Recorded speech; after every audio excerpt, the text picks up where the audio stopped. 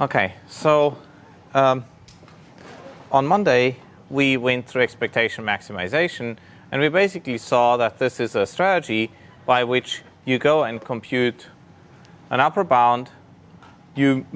Well, if you want to minimize the negative log likelihood, for instance, you compute an upper bound, which is by keeping the convex part the same and basically getting an upper bound on the concave part. Well, now we have disco lighting here. And then you go and minimize that upper bound, you recompute the new upper bound, and you keep on doing this. And this works reasonably well if you have reason to believe that the maximum is actually a good thing to search for. However, if you look here, well, if you really care about the lighting quality, then, geez. Okay. So, well, any of those two modes would be interesting. It would be interesting to have those, but if I care about the mean, then this is really what you may want. And so just looking for the mode will not give you a particularly meaningful outcome. So the sampling strategy, thank you. No, I don't know what you did, but it's good. Thank you. Awesome. Much better. So the key strategy for sampling is, well, you would basically go and pick. Well, I mean, if you can draw from all the random variables, that's great. But that is usually only the case if the problem is really simple. In a problem that's not quite so simple, you can't do that. But what you can do quite often is to use a Markov chain to sample from it. So we've seen Markov chains and other things mentioned before, and they only have something to do in terms of the phenomenon that they deal with as opposed to the thing that they model. So in other words, we use graphical models, and they may have been Markov chains to model data.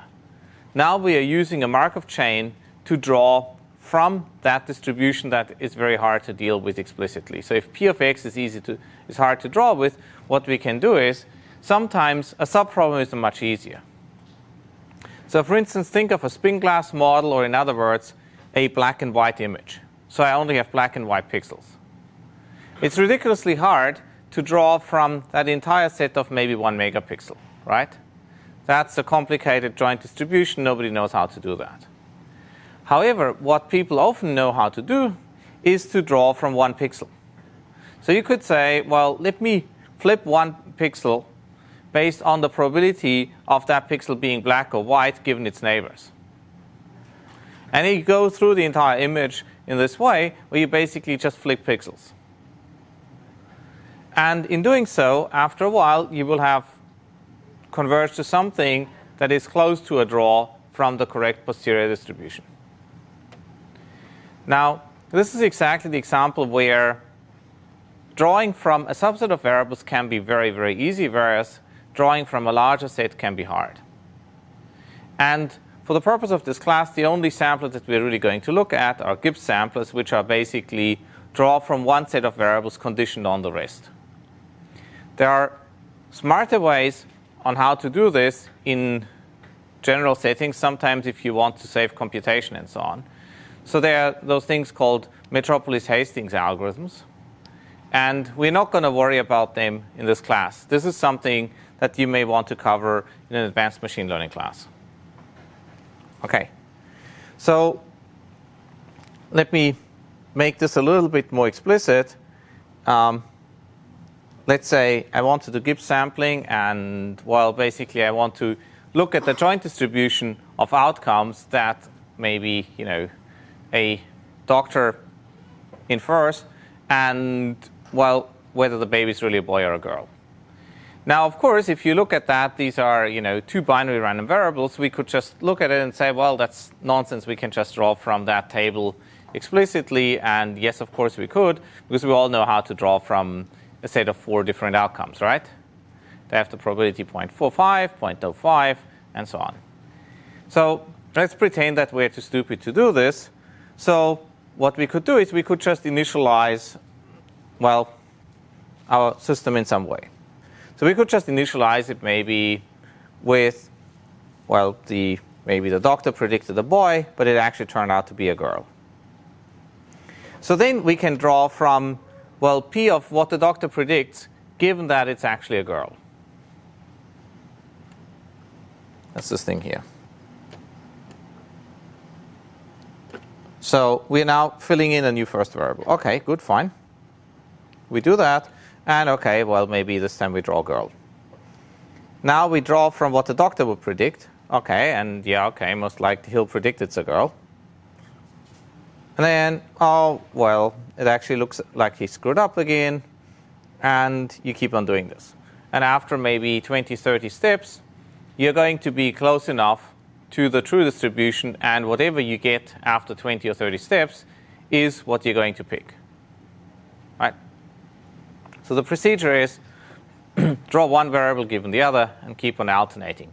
If we have 10 variables, you can draw from one variable at a time.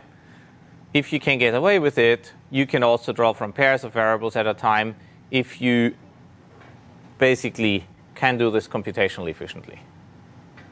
Any questions about that so far? Yes? So,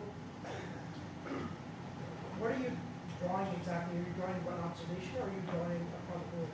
So I'm drawing the outcome. Well, I'm basically drawing the latent variables. The observed ones I don't need to draw because I already know them.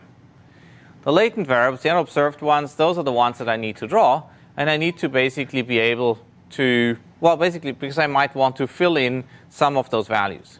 And the unobserved variables are going to be, for instance, in clustering, well, the cluster memberships, but they're also going to be the means and variances and conditional probabilities of clusters that are there in my mixture of Gaussians model. So here, the observed is the doctor's prediction, and the unobserved is the true sense of the data? Well, I'm actually assuming that I observe neither. And I just want to draw from that joint distribution of, true outcomes and doctor's predictions. This is just the simplest binary model, and since I didn't want to call the variables A and B, I just called it, what comes out at birth and what the doctor predicts. But it's perfectly OK to just talk about the distribution P of A and B, and A and B are binary variables. And what I'm basically doing is I'm drawing from A drawn from P of A given B, and vice versa. Yes. Yes, I did call. So basically, the touch panel is not doing what it's supposed to do. And for some magic reason, the lighting all of a sudden worked. But then, yeah. Basically, somebody walked in and all of a sudden the lighting worked. So that was really helpful. OK, so while you're doing this, I'll continue with my class, if you don't mind. OK, so, and then, of course, you draw from B, drawn from P of B given A. All right, and you keep on alternating between this. So usually you would have A and B conditioned on some data, let's say some data X. And so you would do this. And that would help you then draw from A and B conditioned on X. Right? Does this sort of kind of help and illustrate things a little bit better? Yes? So the first example, when you showed it, would you say that you would actually look at the last row and then draw according to that row? Exactly. So I would predetermine that I'm going to run my sampler for 20 iterations. So it's not OK to say, well, I'm going to run it until I like the results, and then I'll pick something. That is a big no-no. Because otherwise, you could always say, well, I'm going to run the sampler. For instance, if you roll a dice, I'm going to roll the dice until I see a 6. And that then proves that rolling a dice always produces a 6, right? That's basically the danger of stopping after you've seen the thing. In practice, you do that nonetheless by looking at convergence monitors and just checking, whether you've actually reached a stationary point. And you can write a lot of interesting papers proving why this specific strategy then is OK. but it's quite dangerous in general. So for clustering, well, it's very easy. Well, we start with maybe, some fairly lousy guesses of, what the cluster membership might be. And with those very lousy guesses, so that's basically some random initialization. And the only thing that I did is I cheated here and I said, well, maybe we have 3. Based on that, maybe I sample the cluster memberships. So this is similar to k-means, except that I'm sampling, right? And then, based on this cluster membership, I go and resample my cluster model, which is this one here now. And you can see that, well, some of them are better and some of them are worse. So the color coding is basically what belongs to which cluster. You would then go and resample the labels. Yeah, it seems to work. Thank you. No problem. I'll meet you before your next class and make sure everything's working. Okay, awesome. No, look, thank you very much for coming. Thanks for your help. Okay, it's quite awesome. They come really fast. And so you go and resample the cluster model, and yeah, and you sample the cluster label, and you keep on doing this. And so in the end, you would hope that you will get something sensible. Of course, since the cluster IDs, right, they're not hard-coded. There's absolutely no reason why, let's say, this should be the green cluster, this one here. It may very well be that if I sample it long enough, because, all the cluster assignments are equal, that at some point I will end up with this as the green cluster, and maybe this as the red cluster, and that as the purple cluster, right? So they could switch roles. And, some points could switch roles. Maybe, this one might become green, and maybe this one might become red, right?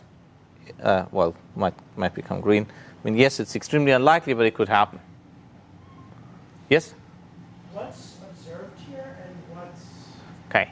unobserved? So the observed thing are the points, nothing else. The cluster means, the variances, and the cluster assignments are not observed. However, I sample them. And so this is exactly a Gibbs sampling procedure if you think about it. Basically, conditioned on my generative model, I sample the cluster memberships. So this is very similar to what you would do in an EM algorithm. So there you would have to compute P of yi given everything else anyway. And now all you're doing is you're actually drawing yi from that. And then, once I have that, I then again sample the means and variances and everything from that conditional distribution. So this is very, very similar to standard EM, just that now you sample. Yep? So in each step, you draw that circle. Correct. And then given that mean and that variance from that random initialization, you draw samples and then you redraw that. Exactly. That's basically what, if you look at the previous slides, that's exactly what's happening, right? Those circles change. Right? That's exactly what we're seeing here. Now you resample the cluster model, then you resample the cluster labels, not much happened here. You resample the cluster model again, not much. Well, you get some reassignment, you resample the cluster model, and you keep on doing this. So this is exactly what you described. Yep?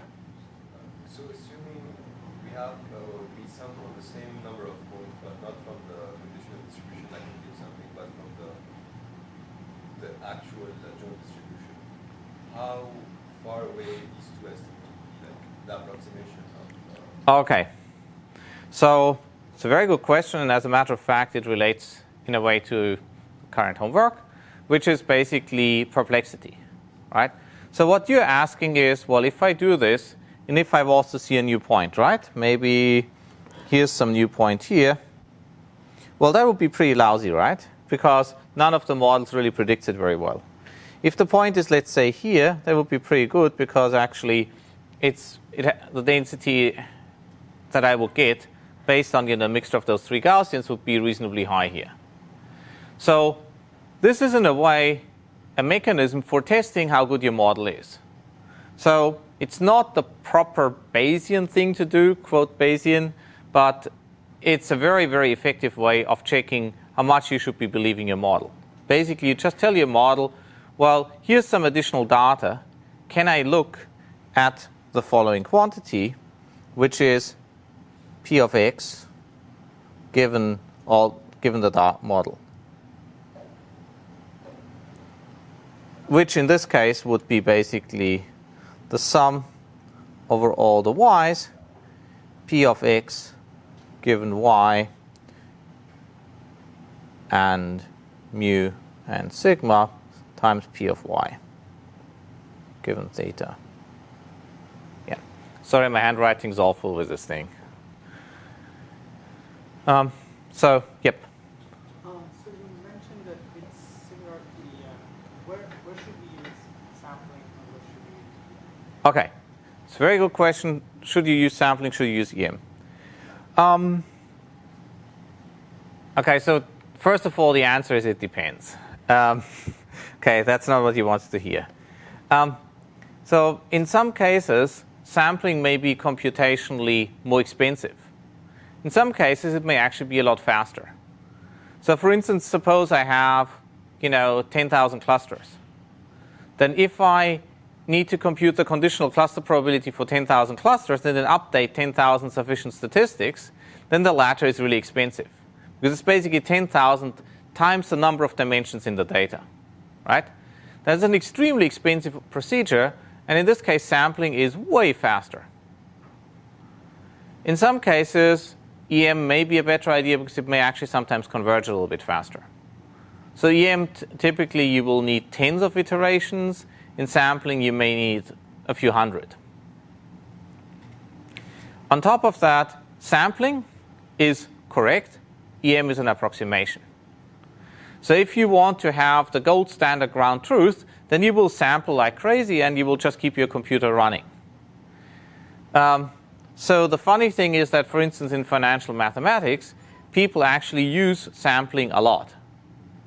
It's funny because their models aren't quite true to begin with.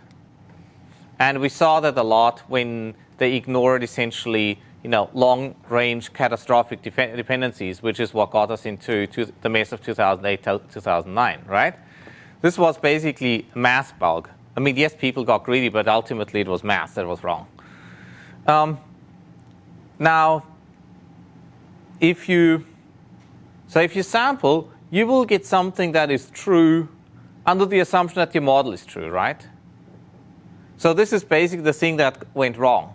People actually believed the model to be true as opposed to using the fact that it's only a model. So looking at perplexities, so basically things like the negative log of P of x given the model are ways of inferring whether your model is actually correct. Now you might ask, well, if I'm sampling, what's my model? Well, what you really would have to do is you would actually have to integrate over this latent state and look over many samples and look at the log likelihood this way. Nobody does that really because it's so costly, but that's what you really would have to do if you wanted to do everything by the book and quite correctly. And then you can write a lot of papers on how to come up with clever approximations to avoid paying the full price. Does that sort of kind of give you an intuition? Okay. Well, I mean, guys, if something's not clear, now is the time to ask. So it's a bad idea if you just, wait and then are confused in the homework, right? So that's why I'm here. I'm here to explain things. If you don't ask, I assume you know it. Okay, good. So the one thing to really drive home is inference algorithms and models are not the same thing. And so EM is an inference algorithm. It's not a model. However, some models go really well with some inference algorithms. And some models explicitly exploit the fact that certain operations are cheap in some inference algorithms. So that's why you don't always have complete freedom to choose model and algorithm separately. Just because well, there is a reality in how you design algorithms. So never ever say, we use EM, and so therefore we cluster. Never do that. The two are just a thing that's commonly taught together, but it doesn't mean that they actually need to be together. Okay, good. So now we're going to move on to models. Would you mind stopping the camera briefly?